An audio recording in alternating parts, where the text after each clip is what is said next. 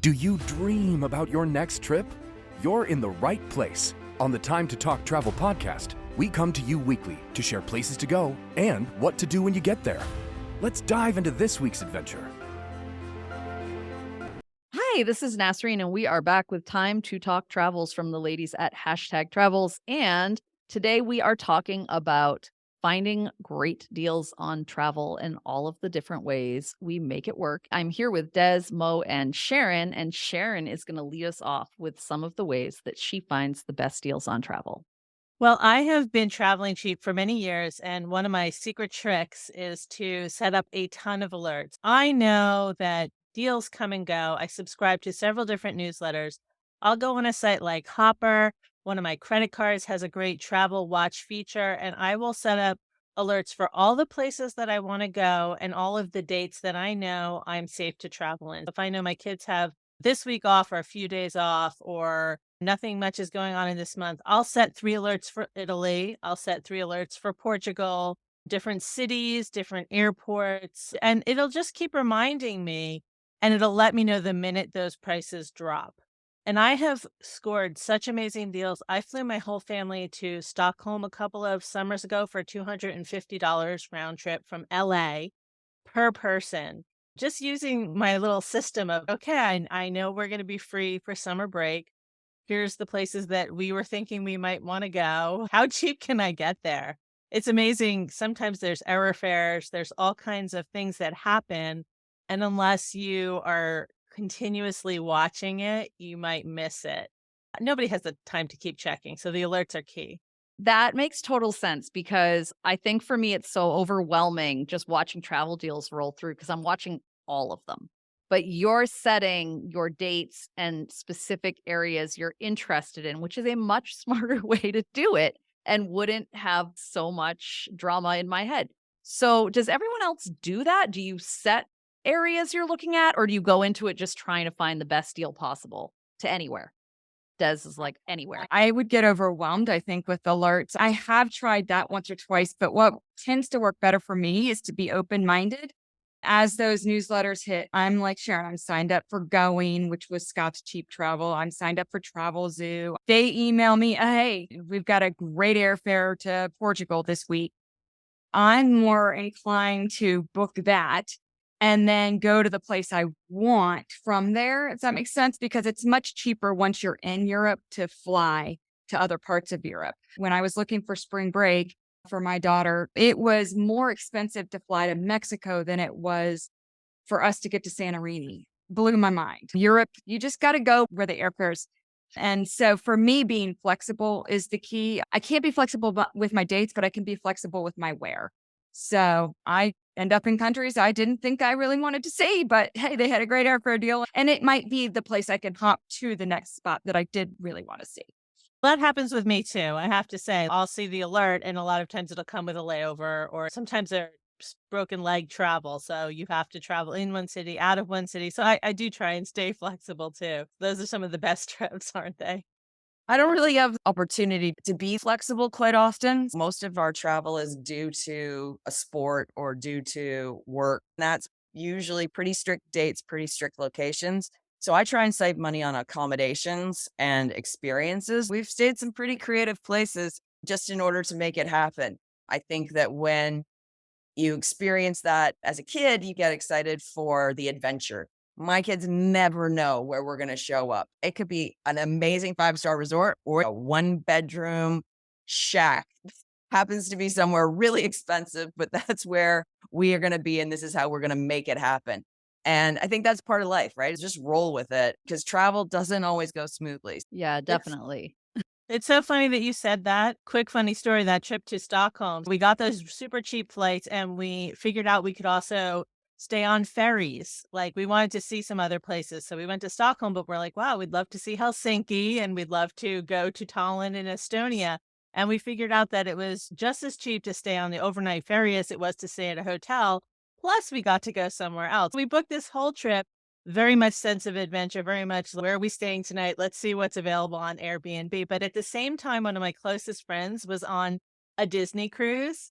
And it just so happened that our whole trip mirrored each other. So we met up in each country. We met up in Helsinki. We met up in Tallinn and we did tours together.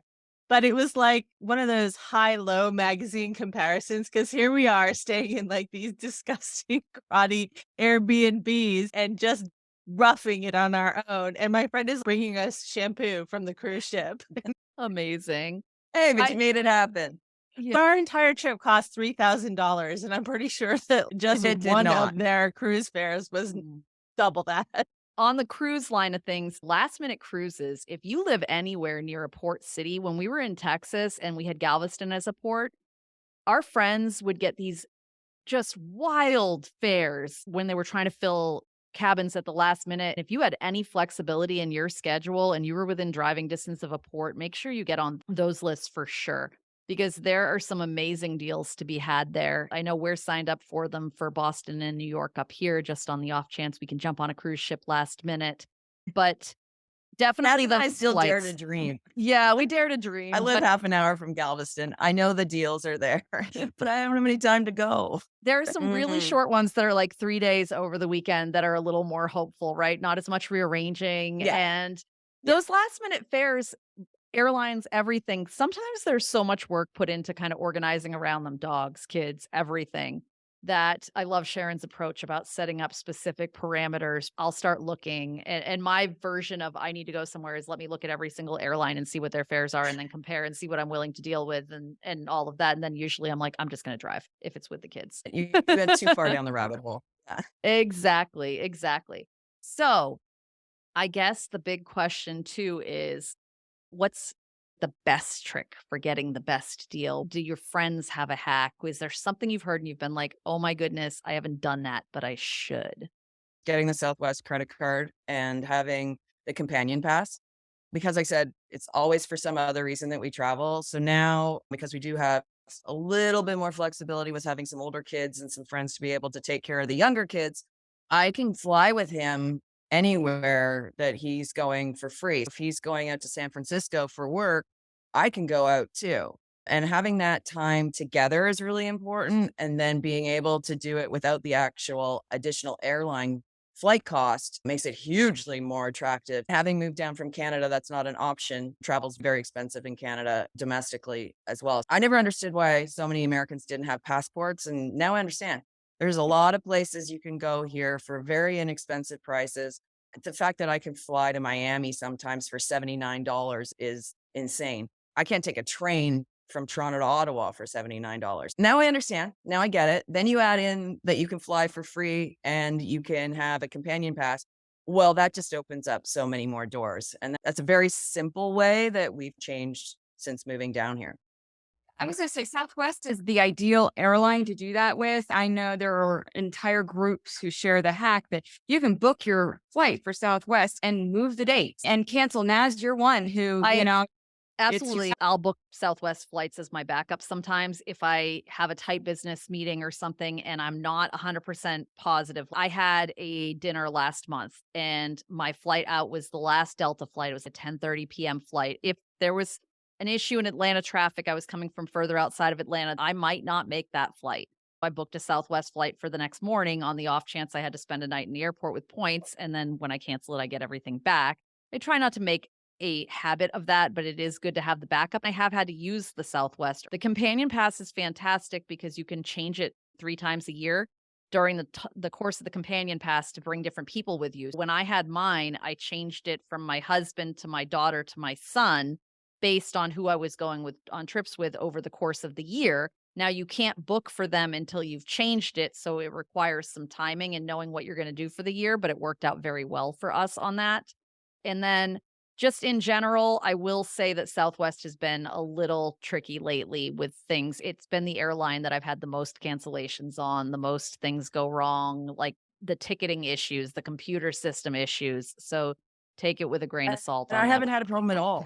I think it also depends on where you're flying, what hubs you're going through and what. I hit both of their computer outages on business trips where they just didn't have flights for entire mornings or days and then were backed up. And it was just, I'm would be still having horrendous. trust issues.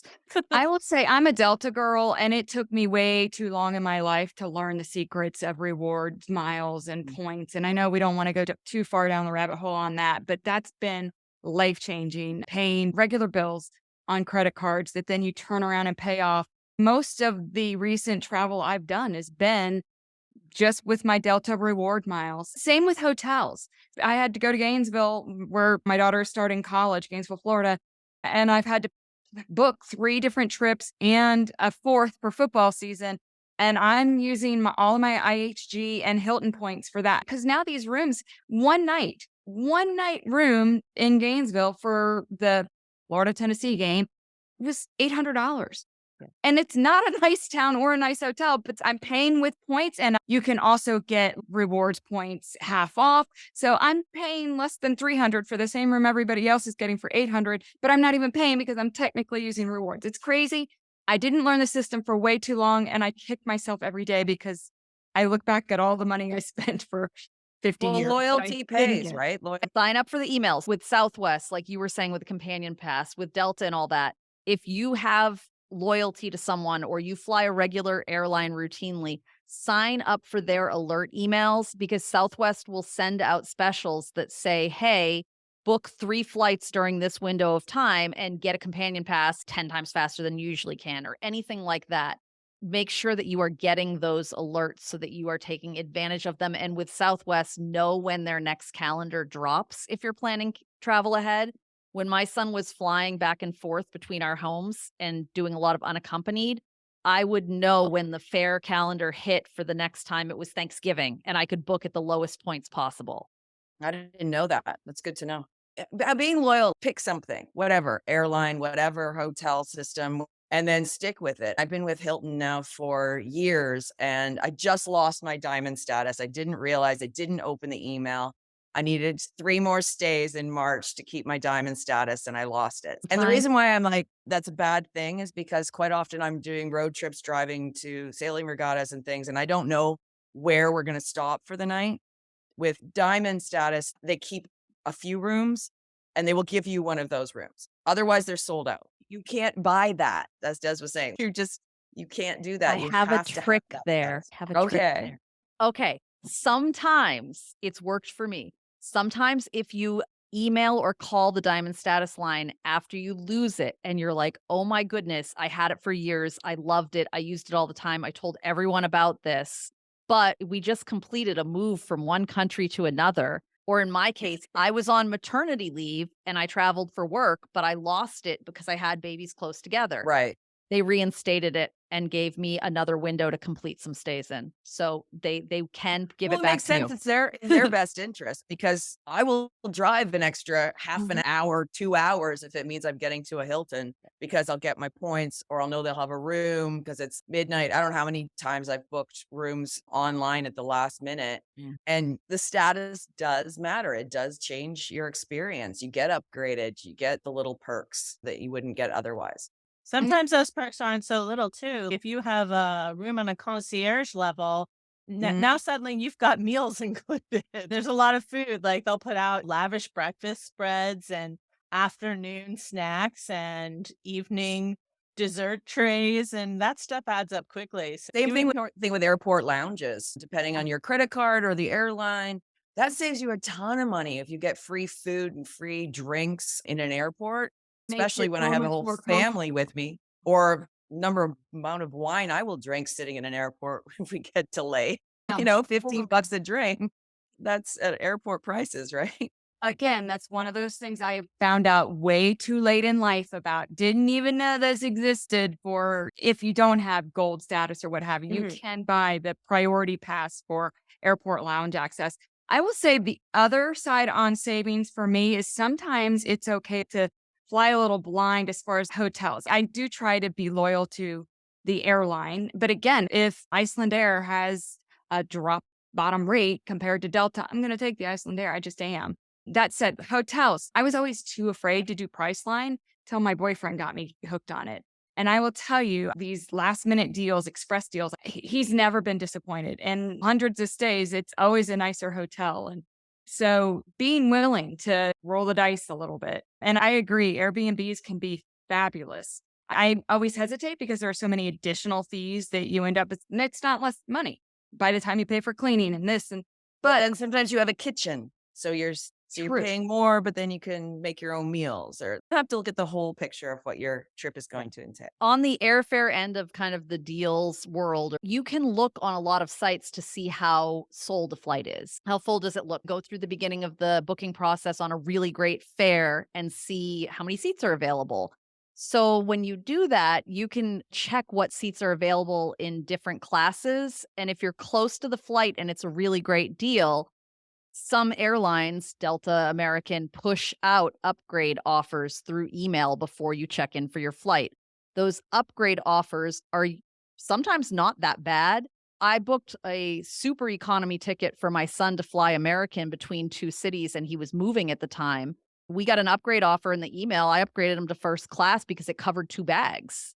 And the upgrade offer only cost a little bit more extra on top of what those bags. I think I actually made my money on that.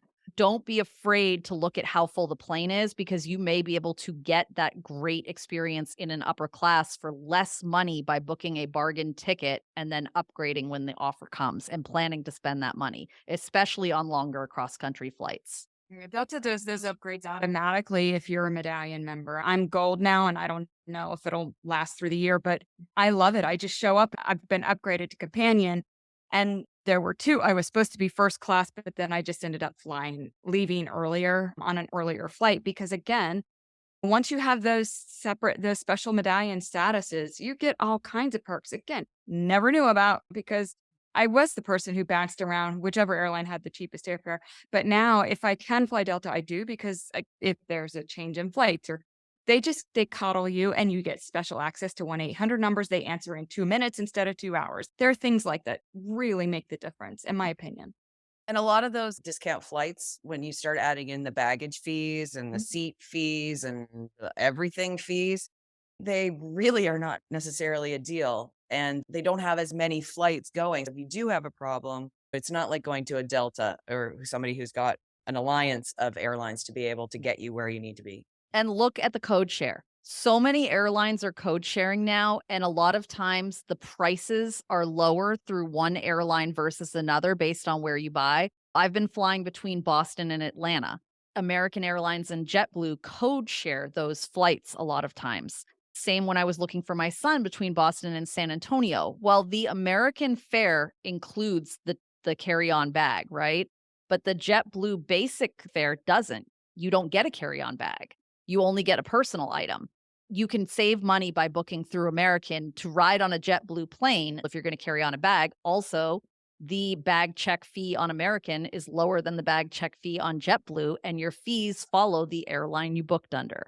I put my JetBlue number in to get the points on JetBlue, but there are differences. So always look and see if the flight is code shared and see which airline actually has the better deal.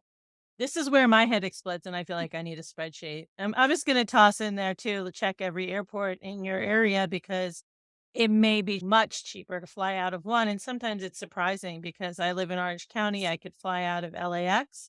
I could fly out of John Wayne. I could fly out of Ontario. I can fly out of Burbank. I could fly out of San Diego. I've got a lot of different choices, and a flight that'll be $800 out of one airport will be $200 out of another airport. So you have to look at every different airport hub. Another trick that I often use is flying out of Tijuana. If you can just cross that border, flying out of Tijuana anywhere in the world is shockingly cheaper. So when I lived in Vermont, we used to fly out of Canada because sometimes it was cheaper to fly out of Montreal, but also you got the protections that the American Airlines didn't give you, especially if you were traveling to another country and anything happened, there were automatic payments that were owed. There were passenger protections that the US didn't have. So if you were on a large international trip or you were spending a lot of money, it was a better idea to cross the border to fly. And that's where that plays in. I know I use Kayak to search things. I'll look and I'll put in the other airports or put in the buffer. You can put in plus or minus 1 to 3 days. You can also use their explore function to look at deals as well. So I know that's how I do it to narrow it down. I do the same with Kayak. And I was just going to toss in one more thing. When you're traveling in Europe, look at ferries. Overnight ferries are actually very comfortable. I won't say they're luxurious, but they're certainly comfortable. And clean, and you can get from one city to another. Whereas if you were flying and staying in hotels, you'd be spending a whole lot of money. But now you have the experience of what's essentially a mini cruise, and you have your accommodations and your transportation covered. It's a really nice way to travel and just see the scenery around you. We've done this between Barcelona and Rome. We've done it between Greece and Italy. I think we went from Patras to Ancona by ferry. We've crossed between Italy and Croatia by ferry, and also all over the Baltic between Tallinn and Helsinki. They were lovely, but they were actually ferry boats. You're mostly with Europeans on those trips too. There's not a lot of Americans that do this, but it's all Europeans on holiday. So it's nice to see how people travel and not be surrounded by the big old tour group with the flags the whole time. But it's I brilliant. love that. It combines it. lodging and transportation at the same time. You're going to it's brilliant. I think people do that with trains in Europe a lot too, right? To be able to take an overnight train here and there. Yeah, another those one, are just like- not pleasant though. I did a whole summer, a 6-week trip with my daughter, and She's that like, was "But our no, sis." strategy. The brutally don't honest recommend it. response is great. I was going to say, I'm kicking myself that I've already made my itinerary for my fall Europe trip because I totally would have done ferries. I love being on the water, but I didn't have Sharon's knowledge then. Well, Future one tip, just before I forget, is booking.com. If you're going to plan your trip and you booked your flights, maybe you don't have the cash to book everything right now. You can book it. You'll have confirmation and you won't have to pay until you're there and on site. When I'm booking out all the travel for regattas, I want to make sure we have somewhere to stay because the closer you get, especially during summer months, the cost goes up. But I don't necessarily want to pay for the entire summer that one day. It's nice to be able to have that option to go, okay, I want to get these ones done now, but I want to pay for those when I actually go and stay there and not have to shell out the cash right there and then. On that same kind of topic of getting the best deal or deciding in the meantime, this is a shorter time window, but with a lot of airlines, you can either hold your tickets and place them on a hold for a really small fee for 24 hours, or you can cancel and get a full refund within 24 hours if your travel is a certain amount of days out. So if you are going somewhere during a popular time or a time that you know a lot of people are going to be traveling or the ticket prices are going to increase, set a timer, make sure you're disciplined, put it on the calendar. You don't want to lose money, but it's a great way to hold a fantastic fare or purchase a fantastic fare while you try and make sure everything else makes sense. Because if you get a $99 fare somewhere and then find out the hotels during that time are ridiculous, you cancel and you try again. That's a lot of great ideas. You guys are really smart at this stuff. Everyone has something different, right? Mhm. We all have a different way of doing things. I'm just excited with the idea of being able to set alerts for specific times and cities that I'm interested in because I get overwhelmed with all of the newsletters coming in and all of the deals and feeling like I have to look at all of them to see if they're the best thing. So I think So when are you coming to Galveston for a cruise? Let's go. 3-day cruise, 3-day cruise. I got to get my Southwest points on there and come on down, There man. you go. Just not during hurricane season. Travel insurance. Let's just give a plug. If you're going to get deals and last minute deals and stuff, consider adding travel insurance. It's a good idea. or use one of those credit cards that Cards has that- automatic travel insurance. That's huge Definitely. Sapphire fan. Let's give our fun little wrap up, last minute, what you would love to do, recommend, anything specific. Des, you want to jump on that? Man, you put me on the hot seat. I Anything did. I'd love to do, I'm doing. I'm a book the trip kind of girl. My boyfriend jokes all the time that I'm shooting the money cannon again. But I'm like, sorry, got an email, great deal. How do you not? I'm that girl. And I don't think ever change. I think if you can find a great deal to somewhere you've never been, it'll all fall in place. It's prioritizing what you want. And for me, travel is a big priority. When we talk about how to find the deals, it's for me also just saying, I don't buy purses, I don't buy shoes, I buy travel. It's my jam. It's worth it. I will find the cheap deals. I would rather find a great deal on airfare, go to another city to get that great deal, and then I'll have the money for the experiences while I'm there. Yeah, I think that's a good point. Prioritizing what's important to you. I have quite a few friends. They're really not good flyers. So they need a nonstop flight. They need comfort. They need to make sure that whole experience is smooth getting to where they want to be. And maybe they're a little bit more relaxed on the accommodations and the experiences once they get there.